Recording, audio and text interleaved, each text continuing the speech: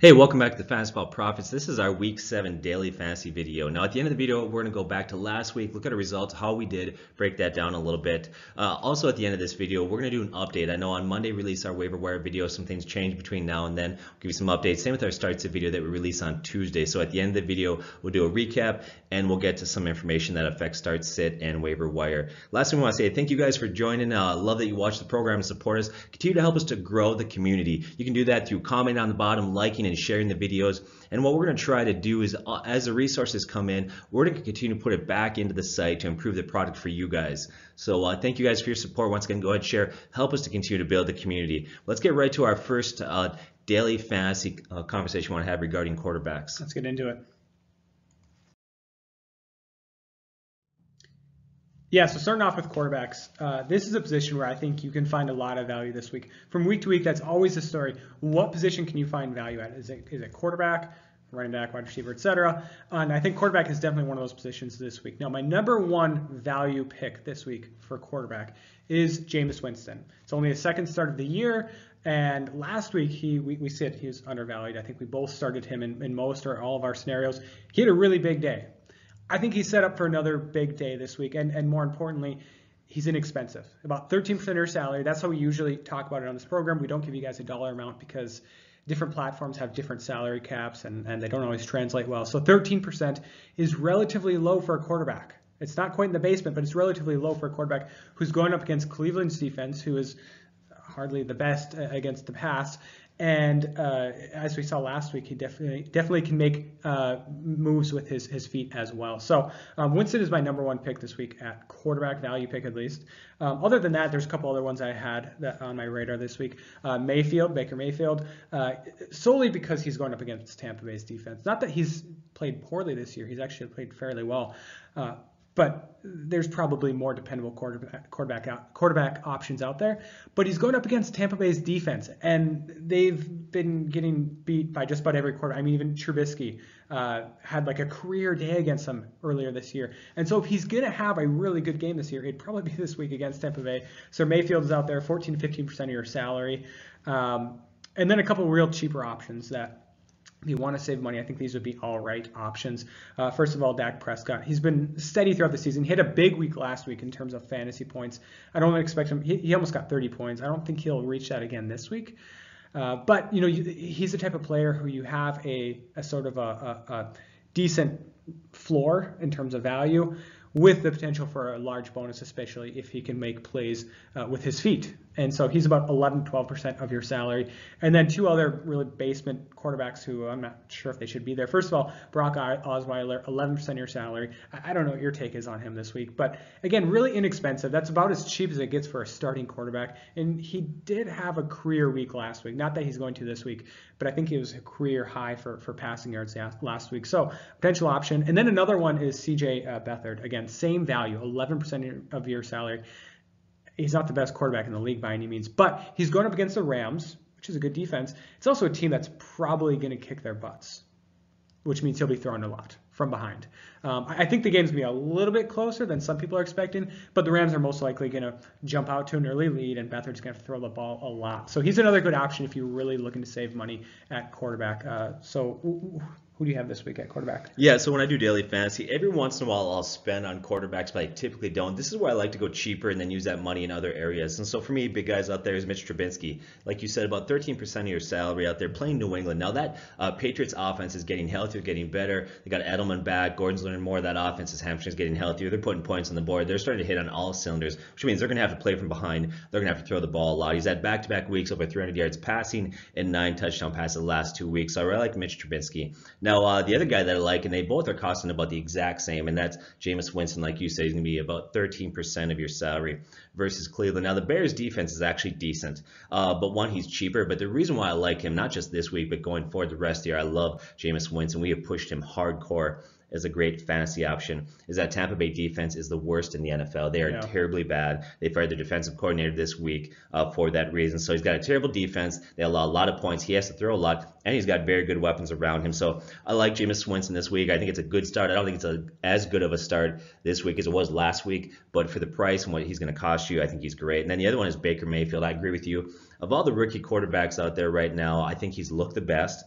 He's going to cost you about 14 to 15% of your salary, playing the worst defense in the NFL. They've been torched by every quarterback that's faced them.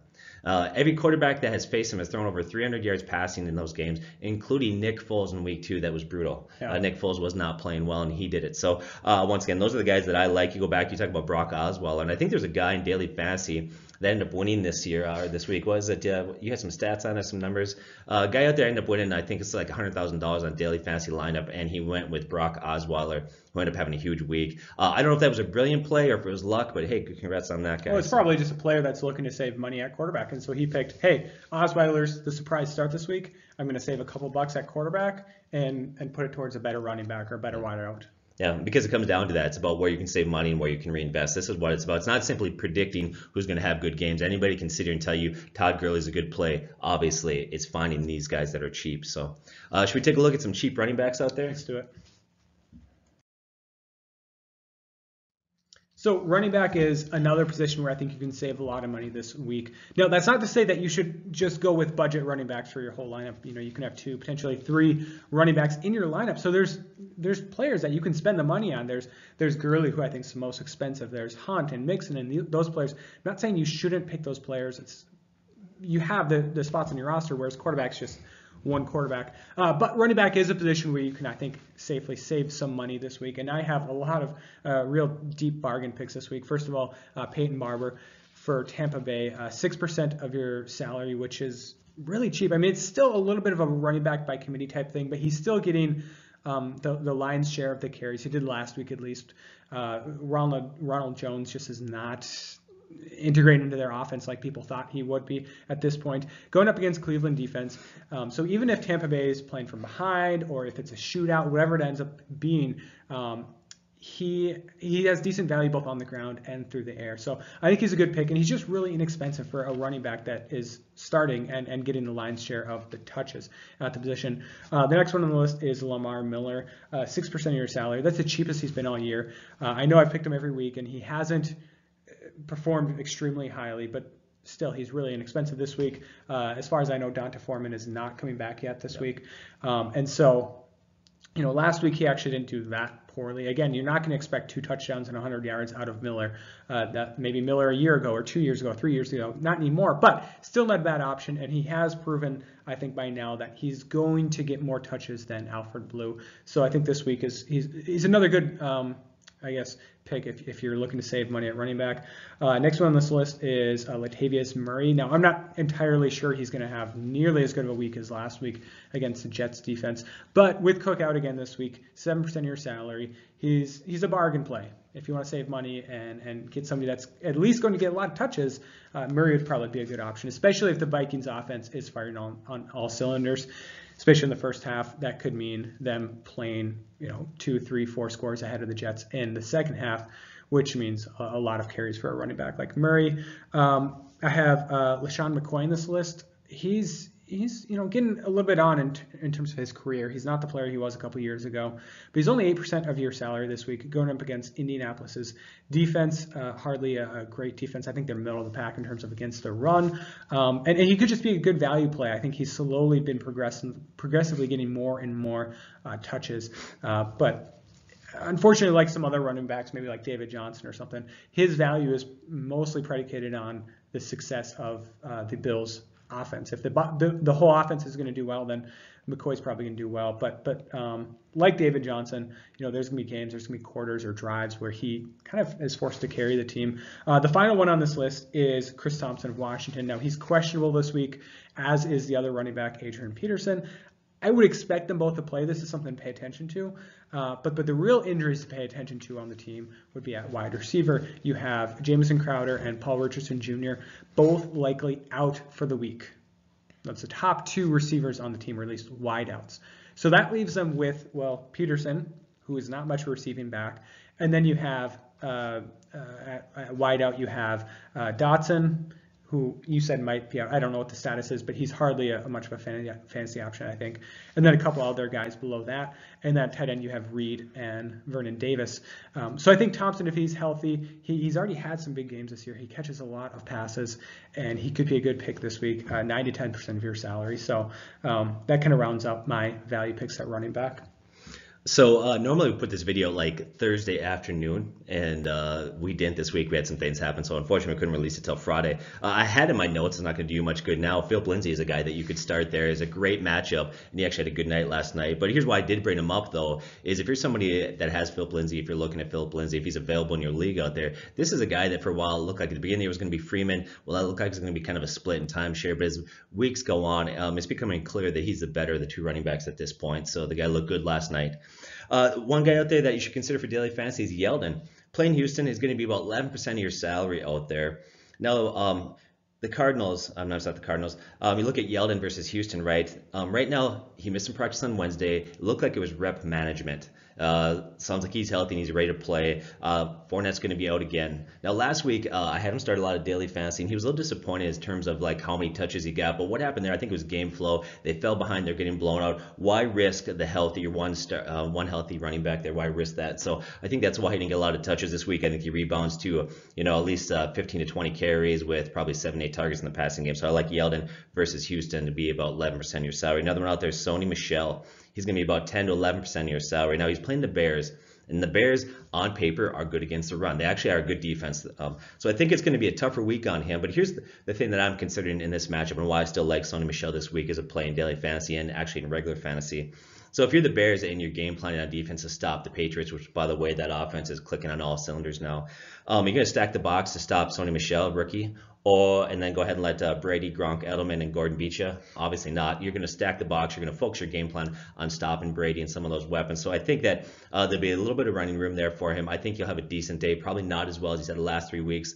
I would say maybe 20 carries for 80 yards and a touchdown is what you're going to get. But for his cost, I think he's a good play. Another guy out there is Kenyon Drake. Now, this guy I know is earlier people were big on him. We were big on him. He had some struggles. But he's only going to be 9 to 10% of your salary. He's playing Detroit. He gives up the 4th most points to running backs. His yards per carry are starting to increase. His touches are increasing. He's looking more explosive. He's running hard again. I like him this week as a guy that's going to have, I think, a lot of carries. And I think you're going to start to see him kind of round back into form the way he was late last season there.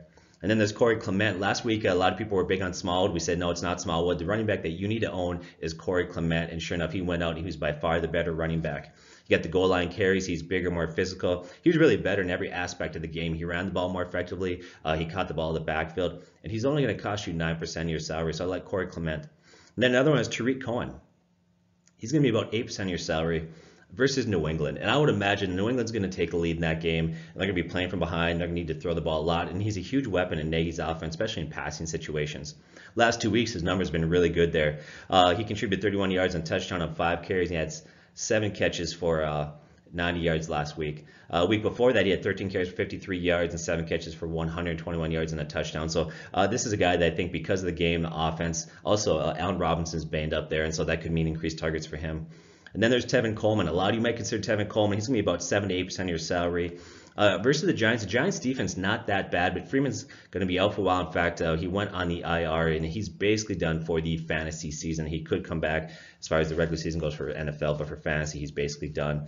Now, Coleman has struggled this year, and then I also have concerns because Ito Smith has gotten a touchdown 3 weeks in a row, and so I think that he's a decent play. I don't think he's a great play, but he's somebody you could roll with. And then the final one, Peyton Barber, about 6% of your salary. And for me, Peyton Barber is the one that probably carries the most risk. Look at the first 4-game season. He struggled quite a bit. His yards per carry 3.0. And then last game, he had a really nice game there. But he's the one guy that like you said, is going to get a majority of the carries and touches. So you got to like that. So those are some guys I think you should consider out there for daily fantasy. They're going to be cheap. And I think it can be good plays for you that will allow you to invest that money in other areas. So should we get to our wideouts? Sounds good. So first up for wideouts this week, rather than go directly to my value players, I only have 2 on my list. Not to say there aren't more, I just picked 2 this week. I want to talk about who has thus far probably been the premier wide receiver in the NFL, and that's Adam Thielen. They're going up against the Jets defense this week, and Adam Thielen, at least for Sunday games, is the highest priced wide receiver out there. This is hardly me saying that you should go out there and pick Thielen, But I am beginning to wonder, with 6 games under his belt, and he is a leading receiver in the NFL, if this week the Jets are going to key in on him maybe more than any team has thus far this season. And if Stephon Diggs is perhaps a better option this week at about 15% of your salary. I think Diggs has the talent. He certainly has not gotten the targets or the yards or the touchdowns that Thielen has thus far. But I wouldn't be surprised if we saw this week Diggs outperforming Thielen in terms of fantasy yards. And he's actually, I think, might be my start. He is starting in my lineup that I'll be going over later on in this video. But as far as value plays this week, the two that I want to go over, first of all, Tyler Boyd of Cincinnati going up against Kansas City. So Tyler Boyd, regardless of his matchup this week, I still think he would be undervalued, unless he was going up against a real premier pass defense. About 11% of your salary. He's been very consistent in both yardage, receptions, targets. Last week he had 2 touchdowns. They weren't very long touchdowns as far as I know. I think they're more goal line touchdowns, but touchdowns nonetheless. He's been performing very well week in and week out, and yet they keep valuing him relatively low. So I do think that he is, again, a bargain this week. And like I said, that might be independent of his matchup. But his matchup this week is Kansas City, which has a very poor pass defense. Generally speaking, they're high-scoring affairs. Even if they have a great offense, their defense not so much. And so I think he's a great option this week at wide receiver for what could be a very high-scoring affair, and certainly is quite a bit less expensive than the top choice in Kansas City, and that's A.J. Green. The other one on this list is Jarvis Landry of Cleveland. Again, going up against Tampa Bay's defense, really poor defense. And if Mayfield has a big day, if their offense has a big day, he's likely going to be the receiver that benefits the most. I mean, there's David Njoku, there is Carlos Hyde or Chubb. But as far as wideouts, I think Landry would benefit the most. He's never really been the type of wideout who is boom or bust, in the sense that he is going to get like 5 targets and either he's going to get a touchdown or his fantasy week is going to be garbage. No, he's always gotten a lot of targets, a lot of receptions, and so I think that makes him a really good option this week, because I think Tampa Bay's defense is going to give up a lot of passing yards. So those are my value picks this week for wide receiver. All right, so my wide receiver value picks, Jarvis Landry, just like you said, 13% of your salary, playing Tampa Bay. That allows the second most points to wide receivers. He should have a really good week there. The other guy, actually 2 guys there on the same team, is Michael Crabtree and John Brown. They're both going to be about 12% of your fantasy salary, playing New Orleans, who gives up the most points to wide receivers. So I like both of those guys. One thing I would say in games like this now, and I think the weather's going to be fine out there, but you're talking about games playing in stadiums, that's always important to watch the weather report there. You never know when that will go bad. Another guy out there is Brandon Cooks, the wide receiver for the Rams. He give me about 12 to 13% of your salary. Playing San Francisco, that allows a lot of points to wide receivers, and Cooper Kupp is out. So those targets are going to go to Woods and to Cooks, so I think he'll have a good game. Now, this one's a little bit risky, but I like T.Y. Hilton. Here's why I like him, but I will tell you this. I will say this. He's playing the Bills defense. Now, the Bills defense is actually very underrated, and they're very good defense. So in that regard, it's not a great matchup. But here's the thing. He's going to cost you about 11% of your salary. He practiced in full. He's not even on the injury report, so he should be back this week. But he's obviously the number 1 weapon right now for Andrew Luck. If you go back historically, they've been very effective on the field together. And so he's a guy that has got wide receiver 1 potential. Even though he doesn't have a great matchup, he's probably worth taking a shot on. Then there's Sterling Shepard out there. I like Sterling Shepard to be about 10 to 11% of your salary, playing Atlanta. That Atlanta defense has allowed 37.5 points per game in the last 4 games. They lost some key defenders on defense for the year, and that defense is brutal right now. Then there's Josh Gordon, about 10% of your salary. Now, as versus the Bears, that Bears defense is very good, but the one area where they've been vulnerable is to wide receivers. Now you look at Edelman's a little bit banged up, and the coach came out this week and said that Josh Gordon, they're going to increase his targets and looks. He's understanding the offense better and better, that hamstring's getting healthier and healthier, and so you can see that, and he's probably due for a huge breakout game soon. This may even be the game that he does that. In fact, the Bears allow these 6 most points to wide receivers. And then my final guy staying in that same game is Tyler Gabriel of the Bears, about 7 to 8% of your salary, playing New England. Once again, Allen Robinson missed some time this week. He's been banged up. His role has been increasing there. He looks good, and I think in a game where the Bears will have to throw the ball to play catch up with the Patriots. So I like Tyler Gabriel for about 7 to 8% of your salary there. Let's get to our Titans. Unless you want to add anything there? Nope, you got it. So it seems like a bit of deja vu this week at the tight end position, as well as regarding the Washington Redskins offense. My 2 picks this week, again, are going to be from the Redskins offense. The 2 lineups that I did last week, one I did Jordan Reed in. The other one I did Vernon Davis in. Vernon Davis, I think in that specific game, was started by something like 0.3% of people. And yet I saw that he's probably going to be on the field a lot more than people expected. Of course, he had, I think, 3 receptions, 30, 40 something yards, and most importantly, touchdown. So he actually was a pretty good pick. And I think this week he's a really good deep value pick. He's 5% of your salary, which is as cheap as it gets at tight end usually. And again, with another wideout this week, not playing, because I think at least one of those 2 played last week, Richardson Jr. and Crowder. I don't remember exactly. But with both of them out, he's probably going to be on the field even more this week, and he's certainly going to get more looks. And so if you want to save money at tight end, he would be my pick. And then the other one, of course, is Jordan Reed. He's the better receiver at this point in his career, or tight end. He's going to cost about 8 to 9% of your salary, quite a bit under some of these other premier tight ends, Kelsey, Gronkowski, etc. But he's certainly, I think, going to get the looks this week. So those are my 2 tight end picks. So yeah, for me, I'm going with 3 tight ends basically. CJ Uzomah, the tight end for Cincinnati, about 7 to 8% of his salary, playing Kansas City in a game that should be very high scoring. Last week, Kansas City and New England, I think they had a total of 83 points in that one, very high scoring. Then OJ Howard, about 8 or 9% of your salary versus Cleveland. Now last week he returned, had a touchdown, and looked very good. This guy's very talented, former first round pick. I like him there. And then the other one is David Njoku, and we've been pushing him hard the last few weeks. His salary is starting to go up a little bit, but I don't think it's quite caught up to him again. Ever since Baker Mayfield's taken over, he's really starting to shine there. And he plays Tampa Bay, that allows the most points to tight ends. And so that's guys that I think you need to consider.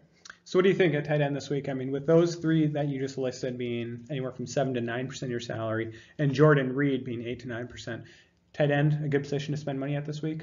I think I went cheaper in most of my scenarios. I tend to do that with my tight ends. Although I did go with one scenario with Gronkowski. I think he was like the 3rd. He was below Ertz and below Kelsey. So, it's tough. I guess for me, it comes down to oftentimes to where my other values are at. If I'm putting my running backs in place, my wide receivers, and I feel like I'm not comfortable with the matchups, then I may go back and pick a cheaper wide receiver, or not wide receiver, cheaper tight end. Or sometimes I'll do the opposite, where I look at my tight end matchup and I'm not comfortable with who they're playing, so I'll go back and I'll cheapen some of my spending in those other areas. But this might be the week that you want to spend a little bit more. Yeah. Let's go down to defenses then. So as far as value this week at defense, I'm just going to pick one team and talk about one team, and that's Dallas.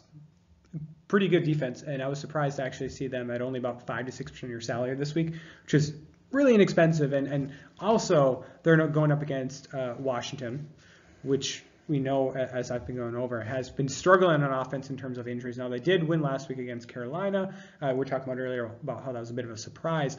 But again, with their top 2 wideouts out of commission, with both of their top running backs banged up, you got to wonder, how well are they going to do against one of the top defenses in the league at 5 to 6% of your salary. I think they're a great pick, and I'm going to roll with them in probably all my salary in all my scenarios, unless I need, that extra half percentage point to put it in some other position. Yeah, so for me, there's 2 defenses that I'm going to roll with this week, or I looked at anyways. First one is Chargers versus the Titans. Be about 5 to 6% of your salary cap. Marcus Mariota has struggled greatly. In fact, you take away one good game he's had, the rest of the year he's averaging 112 passing yards per game with 0 touchdown passes. He's been bad. That Chargers defense at start the year they struggled, but the last couple of games they're kind of turning a corner there. They're playing better, and they're playing at home. And so I really like the Chargers defense. And the other one, it doesn't matter. This one's too late. But I had 2 defenses highlighted with the idea that we would publish this early Thursday, and that was the Broncos versus the Cards. And sadly, in all my scenarios and all my daily fantasy, I went with the Chargers versus Titans. I wish I had went with a couple of Broncos scenarios there because they had a huge game last night, but too late for that. So those are the 2 defenses I like. I agree with you. I think Dallas's defense is definitely underrated. I think they could have a good game there. So. Yeah. So I think next up is any overvalued picks that you had this week? I did do overvalues this week because I worked on some other stuff, but you have a few there probably. No, I don't actually. Okay. I mean, they're there. I'm trying to think, in one of my scenarios I actually started Todd Gurley, but he's the most overvalued he's the highest valued running back. He certainly earned it up against the San Francisco defense this week, where they're probably going to run the ball quite a bit. I think he's not a bad pick, but I do question, is he worth that value, would you be better off going with somebody like Mixon or Kareem Hunt or Ezekiel Elliott, who are considerably cheaper than him? Other than that, I mean, I didn't look a whole lot at other positions as far as overvalued. Yeah, I would agree with you. I think on that $41, where he's at, he's about 22%, whatever your league is. He's going to be worth every penny of it. And I think he's going to get all that back in statistics. He's probably going to get you 150 yards, 2 to 3 touchdowns. So he's going to produce undoubtedly. But I wonder, at that cost, you're not going to make money on that. You're not going to get value out of that. You're going to break even basically. And so what I would rather do is spend a little bit cheaper at a running back that I think can actually gain some money on my investment. Or gain some investment on money, I guess is what I'm trying to say there. Yeah. And so he's a guy that I wouldn't say is overvalued, but I think that he's kind of a break even guy. And then means you got to cut corners quite a bit somewhere else to pay for him, and I'm just not sure it's worth it this week. So yeah. I think next up is how we've been doing.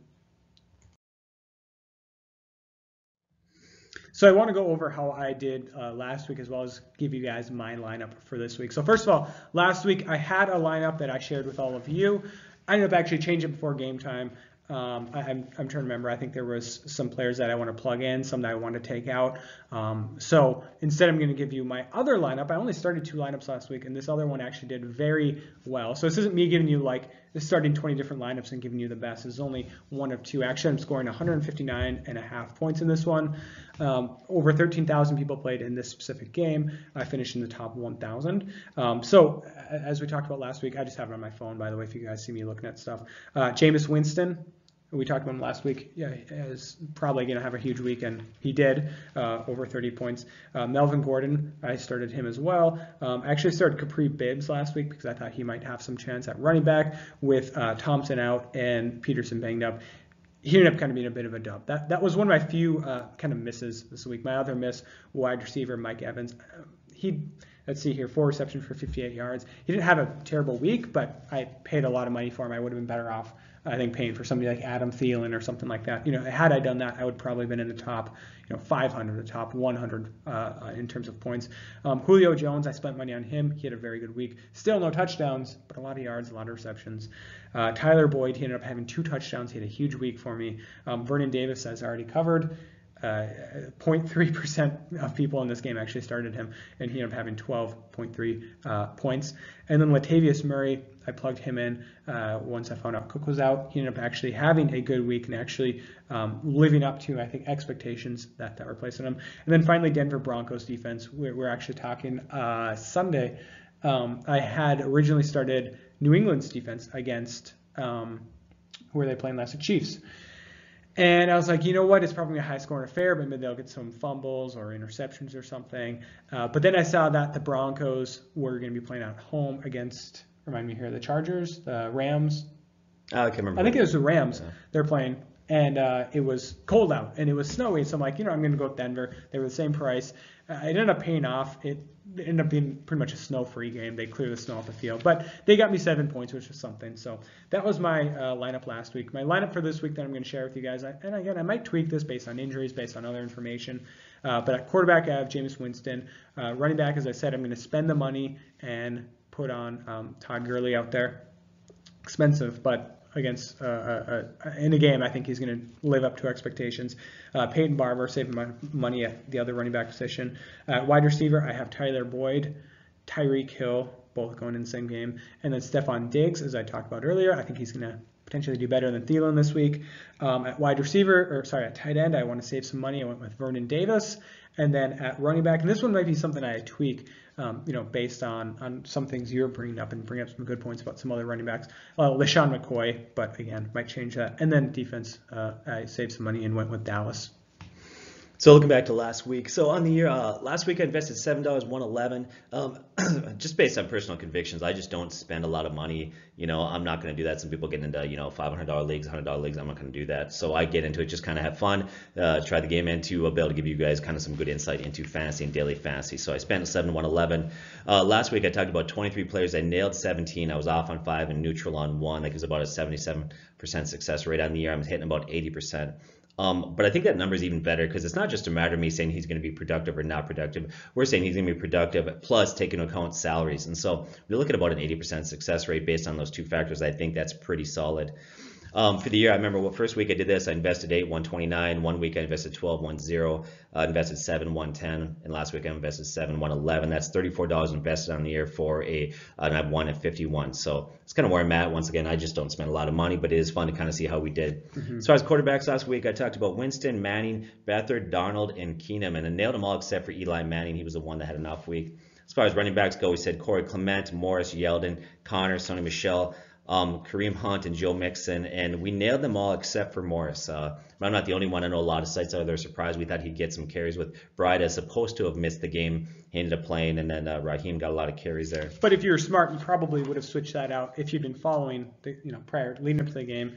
Saw that Bride was going to play and just throw somebody else in that position. Yeah, we always say you got to keep an eye, keep track of this stuff. It's constantly changing. Wide receivers said Christian Kirk, Rodgers, Watkins, Cooper, and Thielen. Nailed them all except Cooper and Watkins. And Cooper actually left with a concussion early in that game, so it's hard to tell what he would have done had he stayed in there. And then Njoku, Ebron, Brait, the guys that we said. But with Cameron Brait, we did say that's if Howard was out. So going back to what you said, if you watched the report, you saw Howard was playing, then you dropped Brait, which would be a wise move. And then defenses was New England versus Kansas City, Chargers versus the Browns, Dallas versus the Jags, and Minnesota versus Arizona.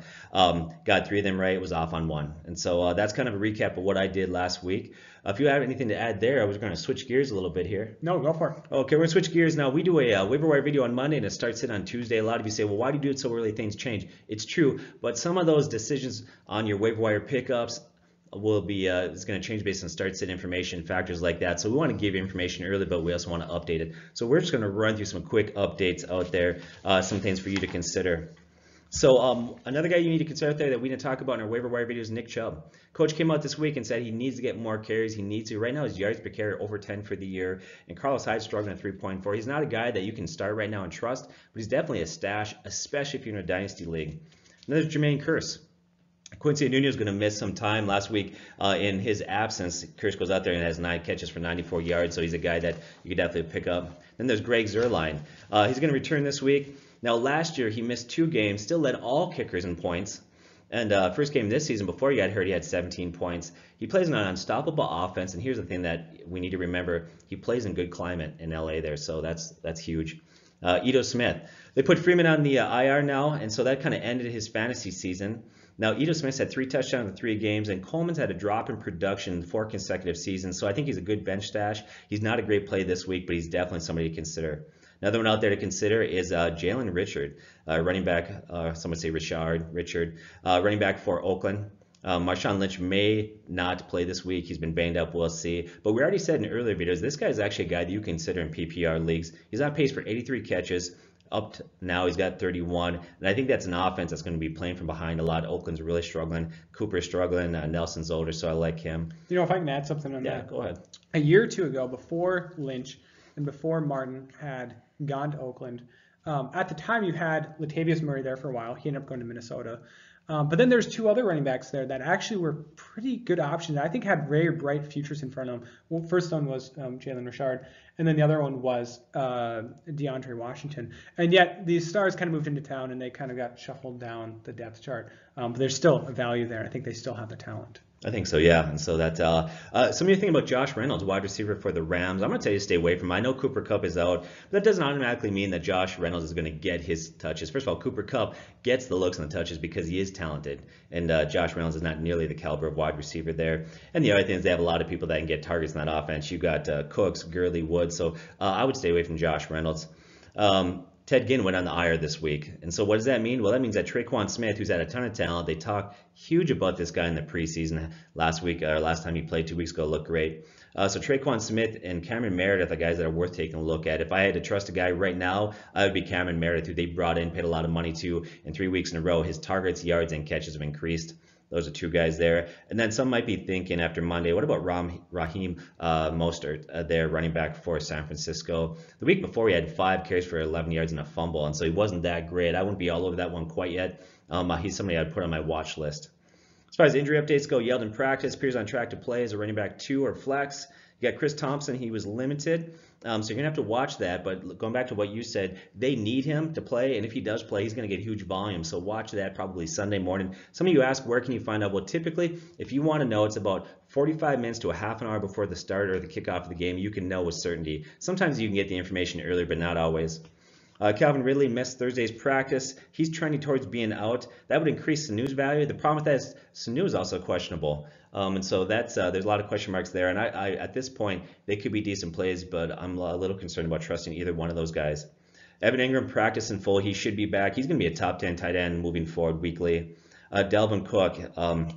This guy's confusing. Last week he was going to play, and then right before kickoff they didn't activate him. He didn't play. This week he said he's a full practice, ready to go, and then Thursday he did not practice, and so now it looks like he's going to be out. I don't know what they're going to say with this guy. I don't know where this is going to land come Sunday morning, but I tell you what, with Dalvin Cook, you need a prove-it game before you can trust him. Even if he does end up playing, which now I'm thinking he's not going to, I would sit the guy. You just can't risk it. Although that does give value to Murray again. Yeah. So, and then there's Hilton is a full practice. He's going to be back, and what that does is that makes Chester Rogers really not valuable at all. His value is based solely on Hilton being out there, so stay away from him. Greg Olsen, they limited his reps this week. To me, this sounds like rep management for a guy that's older and has injuries. Sounds like Greg Olsen should be good to go. Then Allen Robinson missed some time. So reports are that he missed some time. He's got some injuries, but he should play this week. If he happens to be out, that's a huge bump for Gabriel's value there. And then the Bills are starting Derek Anderson. That really doesn't change a whole lot. Maybe Derek Anderson starting might devalue McCoy a little bit, but what it probably does, it just increases value for the Colts defense. Brock Osweiler starting last week. He was surprising. I think he overachieved a little bit. I think he's going to have a step downwards. I got Albert Wilson on my bench on a few leagues, but I don't know if I trust starting Brock. Let's be honest. Besides last game, most of his career, he's been a disappointment. Then Kerryon Johnson practiced and sounds like he's going to be fine to play. So there's some more waiver wire considerations, some more start sit considerations. We love to hear your comments on the bottom, feedback. What do you guys want from us? Do we want to change things in the video for daily fantasy, different format, thoughts like that? Once again, we want to hear from you guys. We appreciate so much that you join us. Help us grow the community. Then you want to add there as we close out? Yeah, I mean, if you are still watching this video, 36 minutes in, obviously either A, you forgot to turn it off and you're like driving and just listening while you're driving, or else you're a fan of the content that we provide. And so if that is the case, share this video, share it on Facebook, Twitter, send in an email or send a message to your friends or something like that. Share it with the rest of your league if you want to give them a little bit of an advantage, or at least find out why you might have an advantage. But share it. Otherwise, the number one thing that you can do to help this channel, you've already done, and that's watch this video. So thank you for watching. All right, thank you. God bless and good luck this weekend.